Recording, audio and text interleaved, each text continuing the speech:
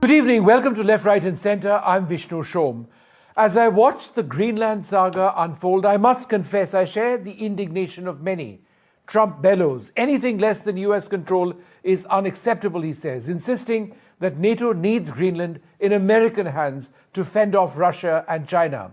He mocks Denmark's defences as stew-dog sleds, warning, if we don't take Greenland, Russia or China will, and I'm not going to let that happen. But I must confess, I stand with the Greenlanders. Their Prime Minister, Jens Nielsen, has retorted fiercely. If we have to choose between the USA and Denmark, we choose Denmark. Danish Prime Minister Mette Frederiksen has warned that a US takeover spells the end of NATO. Now, this isn't strategy, it's imperialism reborn. And I feel the chill of escalating alliances, European troops deploying amidst Arctic tensions. Where is all of this headed? To war over ice or a fractured world order? But what if some of the major developments been in the last 24 to 48 hours, in what is still very much a developing story? Well, Donald Trump has insisted that the US must control Greenland for security reasons, calling alternatives unacceptable. Denmark's Prime Minister Frederiksen has vowed to prevent the United States takeover after tense talks which took place in Washington. Greenland's Deputy Prime Minister has announced more troops, flights, and ships incoming. There remain fundamental disagreements. These persist post a meeting with US Ministers Vance and Rubio, according to the Danish Foreign Minister. France has confirmed military deployment to Greenland amidst Operation Arctic Endurance, as it's known, and Germany has sent 13 personnel for reconnaissance and potential surveillance support. Sweden, Norway, and the UK have dispatched officers and troops for joint exercises. NATO allies have framed deployments as solidarity against the United States' pressure on Denmark. Global leaders, it must be said, are alarmed, with the European Union and NATO discussing responses to Trump's threats. Denmark plans a permanent military drill with allies to deter potential conflict. I wouldn't be telling you what I'm willing to do, certainly. I'm not going to give up options, but it's very important. Greenland's very important for the national security, including of Denmark.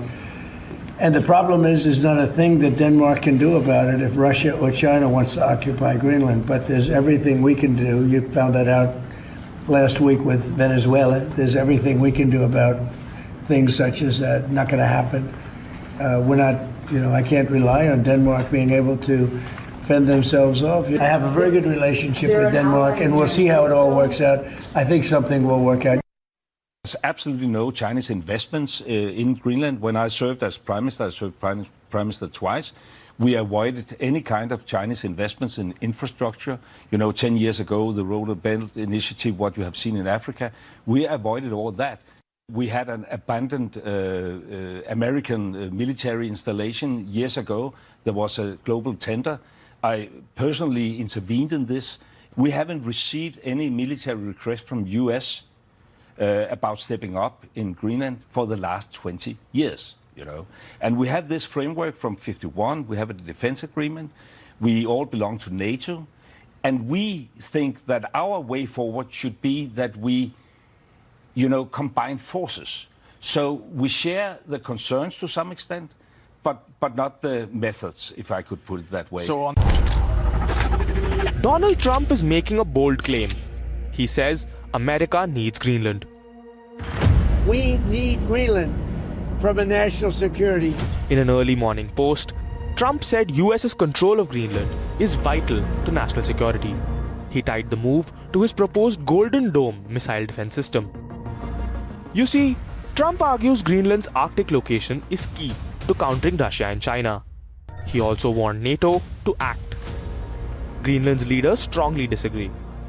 The territory's Prime Minister says Greenland will not become American. Men en ting skal alle forstå. Grønland vil ikke ejes af USA. Grønland vil ikke styres af USA. Grønland vil ikke være en del af USA. Vi vælger det Grønland, vi kender i dag, og som en del af kongeriget Danmark. Denmark has also rejected the idea. calling Greenland a self-governing territory, not for sale.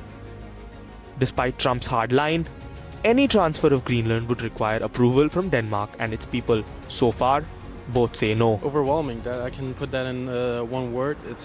It is quite overwhelming, especially with the example he set with Venezuela. It is like kind of last year it was a whole different thing. It felt more neutral. It felt more of a negotiation. This year it feels more of a threat.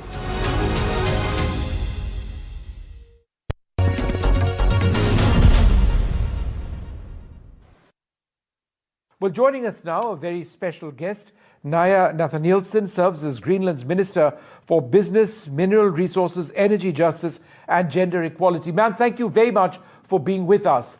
What we've been doing over the last couple of days in reflecting on that situation in Greenland is to go through fairly basic questions. And so let me ask you these questions so that our viewers in India and around the world get an idea of what you're thinking. So the first question is this: how firmly does Greenland reject US ownership or control, in your opinion? Very firmly. We have stated it quite clearly for actually years that we insist on being the ones to determine our own future. And we want to be part of the Kingdom of Denmark. And we do not wish to be Americans. So I think we are quite clear on that. Of course, we have been debating the future of Greenland for many years, and we are moving forward in a process that is very open and democratic with Denmark as well. So I think there should be respect about our decisions moving forward and our position in all of this. Ms. Nathanielsen, how is Greenland responding to increased European and NATO, their military presence? It's not something you had expected, but you do have some of your partners from Europe coming across. How are Greenlanders responding to this? We are positive about this. We have been saying actually for years that we support an increase in the monitoring of the Arctic region. For us, there can be dual use purposes of this. This could benefit both a military aspect, but also a more public aspect where monitoring of our coastline can serve more than one purpose. So for us, these exercises, this presence is understandable for us, and we applaud it. And if there was a need for a more permanent position in Greenland or installations, we also welcome this. What are the next steps, in your opinion, after the recent meetings in Washington, which were essentially inconclusive? Well, I am, first of all, very happy that the dialogue took place.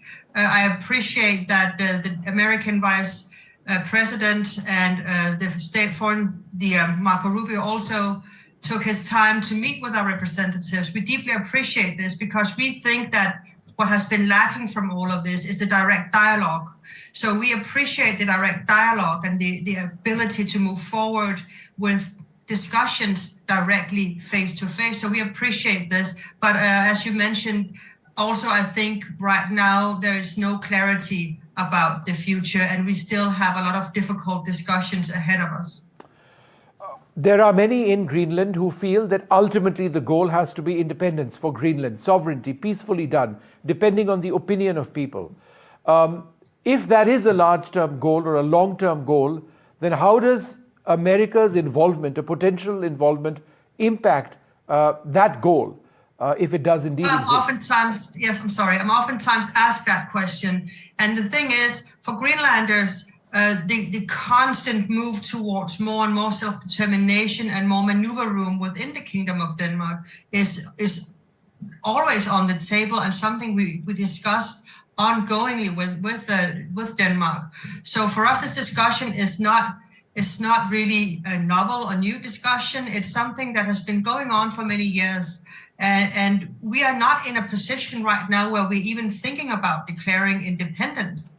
We are in a position or in a process towards heightening the welfare for Greenlanders and getting more and more maneuver room within the existing frameworks. So that has been our goal for many years. And we're not really discussing a date for sovereignty. So this is, I think, to some extent, a misinterpretation of the discussions going on in the Greenlandic community. And the Greenlanders have said it quite clearly to us. They say, well, we are not ready for independence, but of course we want to move forward with changing this or that that constellation within the kingdom. So I think what's going on is a sober and direct democratic discussion, both in Greenland, but also with the Kingdom of Denmark and with the Danish government. And it's a marathon, not a sprint. So there really isn't any date yet or any, I cannot foresee in which future this would happen, if at all. So let's talk about the situation as it is now. If I were to ask you to send a direct message to President Trump, what would it be? Well, choose a path of dialogue and collaboration and compromise, even if that's necessary. I am absolutely certain we can find common ground and there is a great understanding actually in Greenland about the American concerns, and we are very eager and willing to listen and try to accommodate those concerns. What is not negotiable is that we do not want to be American, and we simply ask for the respect of our own minds and our own determination right to our future. Ma'am,